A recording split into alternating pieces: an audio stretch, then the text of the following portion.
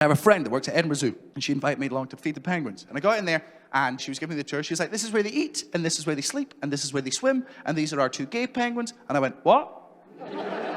Why did you show me anything else?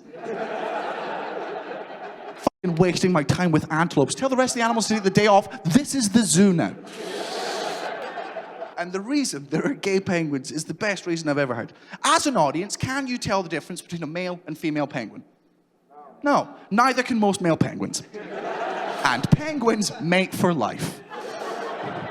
So what happens is, one penguin will be walking along, just minding his own business, and he'll drop his keys, or I don't know, but he'll bend over to pick him up. And then another penguin who's not been paying attention will turn around and be like, damn. And then the first penguin will stand up and turn around and be like, dude, it's Steve. What the f*** was that about? And the first penguin was like, ah, oh, no.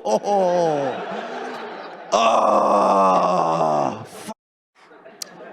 Oh, well, according to penguin law. Together forever.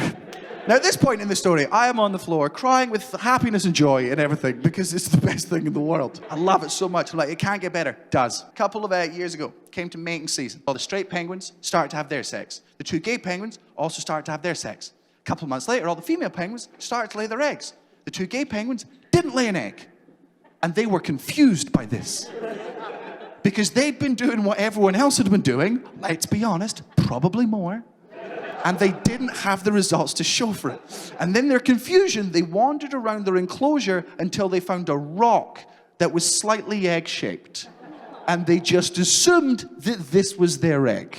That's how the system worked. So they put it on their feet, they waddled it back to the nest, they then spent the next couple of weeks, every hour of every day, taking it in turns, sitting on this rock, waiting for it to hatch. And the zookeepers were heartbroken, right? Because zookeepers aren't stupid, and they knew that this was not an egg. So they devised a plan. Fortunately, sometimes in captivity, some female penguins become a little bit promiscuous. I don't want to slut-shame penguins, but some of them love penguin dick. Oh, they love it. Oh, they can't get enough of the good. Sorry. And sometimes they lay too many eggs. And penguins, one-on-one, great mothers.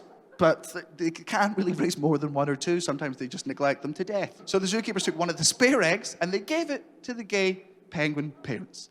And if you go to Edinburgh for whatever reason, go to the zoo, ask any of the zookeepers, they'll happily point it out to you. There's at least one penguin in Edinburgh Zoo that has been raised by gay penguin parents. And it is no different from any other penguin except that it's slightly better dressed.